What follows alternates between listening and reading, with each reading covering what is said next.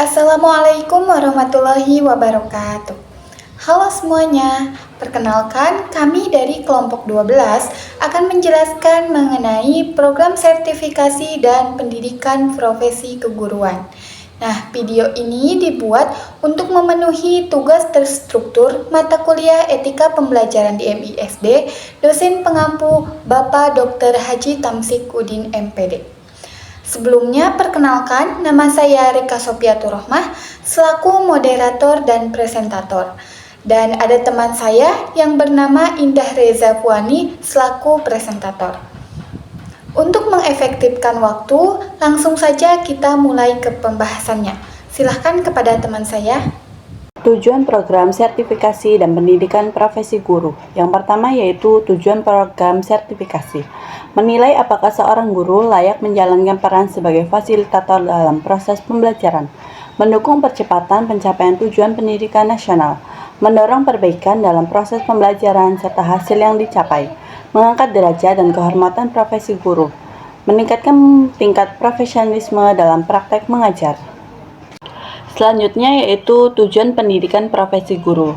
Tujuan khusus pelaksanaan PPG dijelaskan dalam Permendiknas Nomor 8 Tahun 2009 Pasal 2, yaitu untuk mencetak calon guru yang memiliki kompetensi dalam menyusun perencanaan pembelajaran, melaksanakan proses belajar mengajar, melakukan evaluasi, menindaklanjuti hasil evaluasi, membimbing dan melatih peserta didik, serta melaksanakan penelitian dan mengembangkan profesionalisme secara berkesinambungan.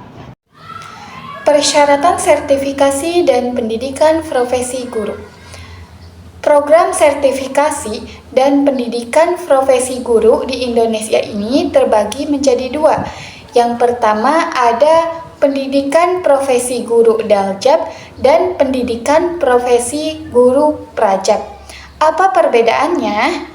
Nah, pendidikan profesi guru atau PPG Daljab ini adalah PPG yang ditujukan untuk seseorang yang sudah menjabat sebagai guru. Sedangkan PPG Prajab ini adalah PPG yang ditujukan untuk seseorang yang belum menjabat sebagai seorang guru. Nah, yang pertama ada syarat untuk PPG Daljab. Syarat pertama adalah merupakan warga negara Indonesia asli. Yang kedua, belum mempunyai sertifikat pendidik. Yang ketiga, belum pernah mengikuti program sertifikasi bagi pendidik. Yang keempat, memiliki kualifikasi minimal S1 atau D4. Yang kelima, tidak mencapai batas usia pensiun guru. Yang keenam, memiliki NIK yang terverifikasi Dukcapil. Yang ketujuh, seseorang itu merupakan kepala sekolah atau guru dari TK, SD, SMP, SMA, SMK, ataupun SLB. Yang kedelapan, satuan pendidikan yang dimaksud pada poin 5 bukan merupakan satuan pendidikan di bawah Kemenag. Yang kesembilan, peserta terdaftar di satu individu induk satuan pendidikan formal.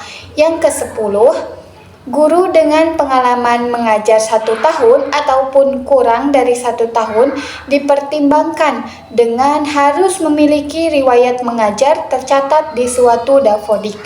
Yang ke-11 yaitu ada prodi S1 atau D4-nya. Sarjana terapan harus mempunyai kesesuaian dengan bidang studi berdasarkan linearitas keputusan Direktur Jenderal Guru dan Tenaga Kependidikan.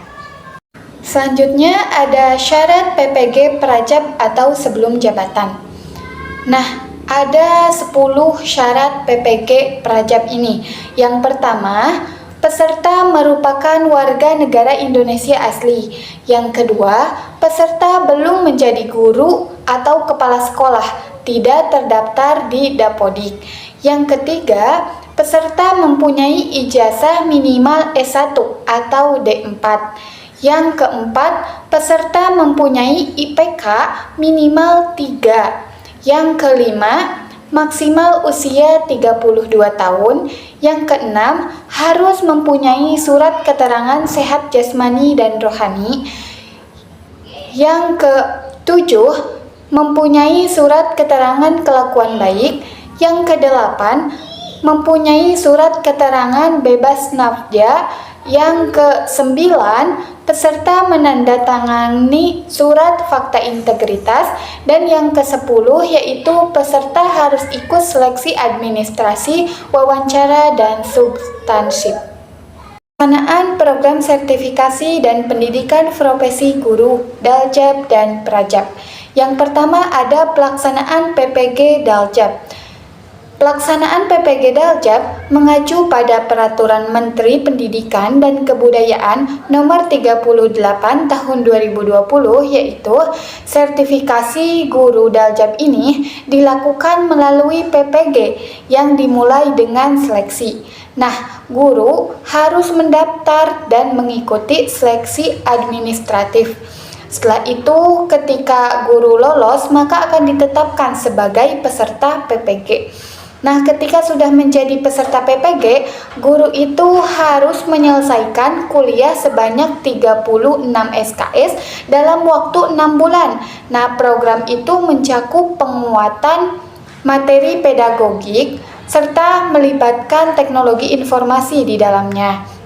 Nah, setelah itu guru kemudian harus mengikuti PPL, tapi sebelum mengikuti PPL, guru harus lulus dulu ujian komprehensif. Setelah lulus baru mengikuti PPL yang nantinya akan dinilai langsung oleh dosen pembimbing.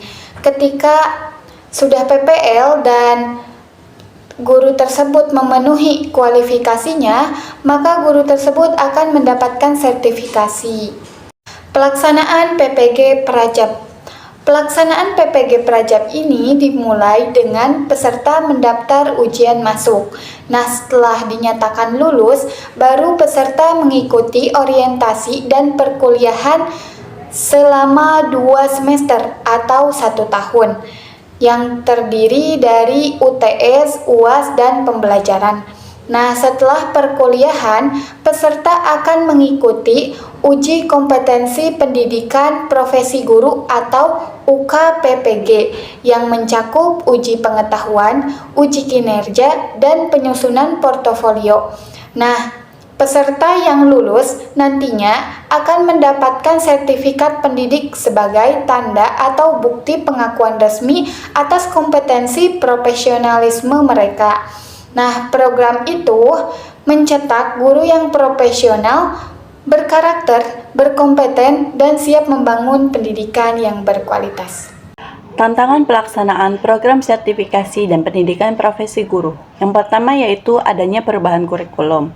Yang kedua, teknologi digital dalam pembelajaran. Yang ketiga, diversitas peserta didik. Yang keempat, tingginya beban kerja. Yang kelima, tantangan kesejahteraan guru. Dampak program sertifikasi dan pendidikan profesi guru atau PPG. Di sini terdapat 3 dampak positif mengenai PPG. Dampak positif yang pertama adalah meningkatkan kompetensi pedagogik dan profesional.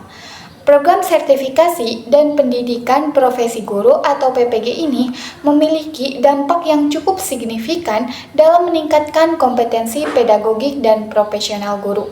Nah, guru yang mengikuti program PPG ini biasanya akan menunjukkan kemampuan yang lebih baik dalam merancang sebuah strategi pembelajaran, serta menyesuaikan metode dengan kebutuhan siswa dan mengelola kelas dengan optimal. Nah, selain itu, PPG ini juga membantu guru dalam menganalisis pendekatan apa yang kira-kira cocok untuk diterapkan di sebuah pembelajaran. Dampak positif yang kedua yaitu memotivasi dan mensejahterakan guru. Selain memberikan pengaruh terhadap kompetensi, sertifikasi juga berdampak pada motivasi dan kesejahteraan guru. Adanya tunjangan sertifikasi meningkatkan rasa dihargai dan motivasi guru untuk bekerja secara lebih optimal lagi. Nah, dampak yang ketiga yaitu adalah meningkatkan kualitas pembelajaran. Peningkatan kompetensi guru melalui sertifikasi PPG ini berdampak positif terhadap kualitas pembelajaran. Guru yang lebih kompeten akan mampu menciptakan pengalaman belajar yang lebih interaktif dan relevan dengan kebutuhan siswa. Nah, penggunaan metode pembelajaran yang inovatif dan adaptif juga membantu siswa dalam mencapai hasil belajar yang lebih baik lagi. Peran pemerintah dan lembaga pendidikan dalam program sertifikasi dan pendidikan profesi guru. Yang pertama yaitu peran pemerintah dalam program sertifikasi guru. Penetapan kebijakan strategis, peningkatan kualifikasi akademik guru, fasilitasi pengembangan profesi, pemenuhan beban mengajar guru, pengembangan karir guru, koordinasi antar lembaga, penyediaan anggaran, pengawasan dan evaluasi. Selanjutnya yaitu peran lembaga pendidikan dalam program sertifikasi guru. Meningkatkan mutu pendidikan, pengakuan atas profesionalisme, meningkatkan kesejahteraan guru, menetapkan standar kompetensi, mendorong profesionalisme berkelanjutan, memperkuat akuntabilitas pendidikan. Jadi kesimpulannya, program sertifikasi dan pendidikan profesi guru atau PPG di Indonesia bertujuan meningkatkan kompetensi dan profesionalisme guru untuk mendukung kualitas pendidikan nasional. Meski ada tantangan, program ini berdampak positif pada pembelajaran dan didukung oleh pemerintah serta lembaga pendidikan. Wassalamualaikum warahmatullahi wabarakatuh.